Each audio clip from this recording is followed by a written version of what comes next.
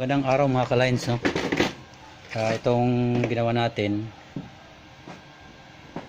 marami pa rin hindi nakakakuha ng diskarte sa pagkabit ng oil supply or daanan ng langis. So ayan mga ka-lines, ito po yung video na pinasa sa akin ng nagtatanong at bumili na rin sa akin kung paano tatanggalin yung usok. Ayan po yung daanan ng oil supply ng langis, ay napakausok, kitang-kita nyo naman dyan. So itong video na to tuturo natin sa inyo sa hindi pa nakakaalam daanan ng supply ng langis. So itong ginagawa natin, gawin na nating simple kasi doon sa actual parang walang masyado nakakuha. So pag halimbawa gumawa kayo ng ganito, burner, chamber, tapos nagkabit kayo ng oil pipe, daanan ng langis. So ganito lang ang pinaka-diskarte niyan. Halimbawa, nagano kayo sa flat, ganyan. So pantay po 'yan, no? Ngayon, ang gagawin nyo, iangat lang to dito konti kasi yung butas natin mga ka-lines yan ay nasa ano lang yan, 1.5 cm or 15 mm yung galing sa mismong flooring nya. Kaya ang lagay nyo lang dito ng ganyan, maghanap kayo ng flat na lugar.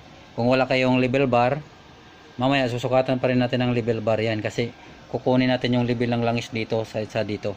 Pero kahit kung ganito lang mga ka-lines, kahit wala ka ng level bar, hindi mo na kailangan gumamit ng level bar. So iangat mo lang siya ng konti ng ganyan. Yan. So yung pinaka diameter dito sa loob, yung pinaka butas, yan ito, dapat dito rin tatama dito sa may ilalim, no? Sa may ilalim, para pagbaba niyan, halimbawa ganyan, nakababang ganyan, ay mas mababa ito dito kaysa doon sa may butas na yon. Kasi pag iginanyan mo yan, ay halos magkapantay na yan. Ayan, malaki kasi yung butas ko dyan, oh. Nasa 10 mm or 1/4 sa inches. So madali lang yan. Pag ginanyan nyo, ang butas nito 1.5 or 15 mm, itataas nyo lang yan. Basta pantay yang dito sa baba, itataas nyo lang dito, ganyan, papantay nyo sa butas. Ganyan, oh. Ito na yung itsura nyan. So nakailibit na siya ng konti. So hindi na po yan uusok.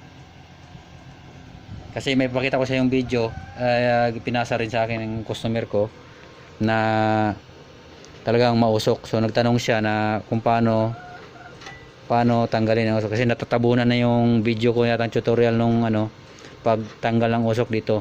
At marami rin nagtanong, lalo na sa burner, yung butas at combination, meron pa rin nagtatanong, marami pa rin.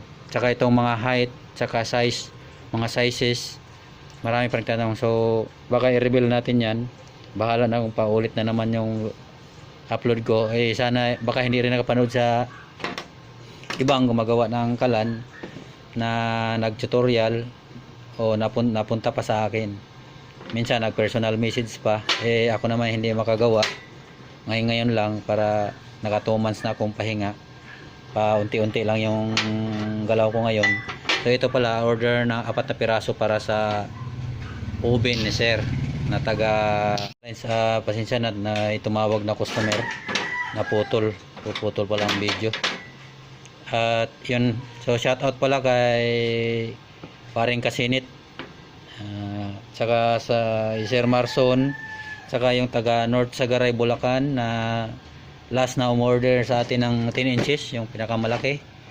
Tapos yung kay sino ba yun, Sir Marisa, basta sa lahat ng customer. Alam mo, marami pa nakapila nating mga customer, kaya utay-utayin ko na itong paggawa.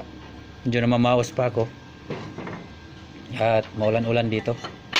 So yan na po, ito ititest natin tong ganito kasi lalagyan ko pa to ng paa. Sabi nung may-ari, lalagyan ko pa ng paa. Taga Negros pala yung may-ari nito, taga Negros Occidental. Lalagyan ko pa to ng paa para doon siguro ipapasok niya soon sa ilalim ng ubin. Tapos ito, mahaba to, yan nakita nyo, nasa 16 inches. Baka hanggang dito yung oven niya, or pagpasok bali 4 na piraso para uminit yung kanyang oven. So yan yung ideya niya. So, 4 na piraso to. Ito lang ang gagawin ko, itong dalawa. Mamaya uli yung dalawa pag andyan yung anak ko. Sir Joven pala yan. Kaya shoutout pala kay Sir Jobin, yung may-ari nito. Taka Negros nga. So pero pwede natin to itis para makikita nyo yung ang itsura nito. At makikita nyo rin sa iba. Yung mga ibang nagtatanong, sana i-reveal natin yon para ibalik natin yung pag-tutorial nito. Marami pang hindi nakakaalam. Okay, thank you po. Po mga ka-lines, oh. Makikita nyo dyan na talagang nakababa siya, di ba? So ganyan lang po yung ano niya. Kung anong laki nito, yan din yung laki dito ng spacing niya. Anong laki ng pipe natin. So ganyan lang po ang ano, ang pagkabit niya, no. So dapat maghanap kayo ng pantay or may level kayo. Pero kung may level bar kayo tapos mahaba to, mahirap na i-level. Yan po yung pinaka the best na ano, na diskarte para hindi mausok po yung ating kalandi langis. Okay? So pakikadugtong dito yung video na ano, na pakita ko sa inyo na hindi na uusok yan. So ito na, iti-testing na natin. So shoutout pala kay Sir Raul Papio, taga Negros Occidental, gaya na sinasabi kanina. So ayan po, makikita niya dito na ayan o. So yan po, tandaan yung mga gumagawa na talaga yan o, mababa yan o. Yan na yung ating level. Yung ating level ay sa mesa lang yan, hindi masyadong pantay. Pero pag nilagay mo yan dito, ayan o, kita mo, hindi siya level. Ayan, ang level niyan mga ka-lines, yung butas dito sa ilalim, yung butas dito, yan, ipapantay mo lang yung dulo niyan, tapos ipantay mo tong level bar. Paggamit ka ng level bar, yan, diba yan yung level ng level bar. So yung langis niyan, yung pinaka puno dyan sa loob na yan, doon sa may butas, ay hanggang dyan lang, sa may ano na yan, yan o, sa may para halo, wala pa nga sa kalahati oh. Yan, wala pa sa kalahati. So yan yung level niyan, ayan yung ano, level bar oh. So halos kalahati lang. So handyan lang yung langis. Kahit todo-todo mo pa yung ilalagay diyan, hindi yan aapaw. Tsaka ang stock niyan, napupuno yon dito. Yung level na hanggang dito, yun. Yun na yung level na doon sa ibabaw nito. So ang butas natin nasa ilalim pa. Kasi di ba pinantay nga natin yung butas dito. Ito tsaka yung butas nun pantay dito. Kaya ang butas nasa ilalim. So talagang sarado siya. So ang langis niyan hanggang dito lang. Ganyan, tapos dito. Ganyan lang. Oh. So nagkaroon na siya ng pondo. Hindi na babalik yung usok diyan. So i-test na natin para makita. Ayan mga ka-line.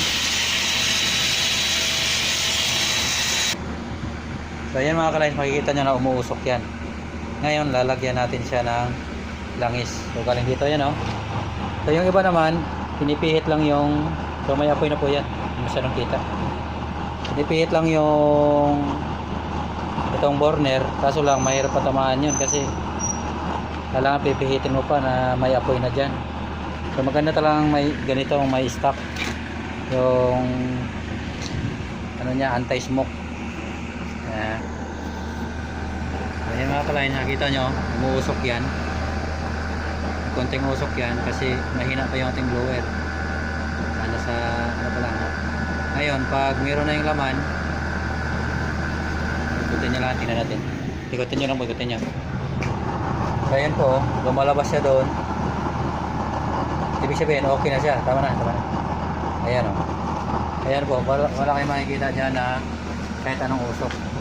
Ayan o, harangan natin para makita, wala siyang usok kasi yung langis niya hanggang dito, yung langis niya mga ka-line hanggang dito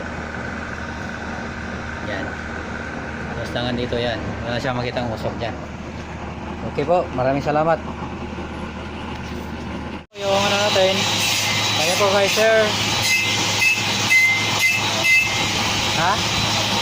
Sir Raul, ayan po sa'yo oh. Malakas ang hangin dito kasi ano ng bagyo, pero napakalakas na po yan, hindi pa masyadong mainit yan. So ganyan na po, napakainit na. Tama-tama po to sa kanyang oven.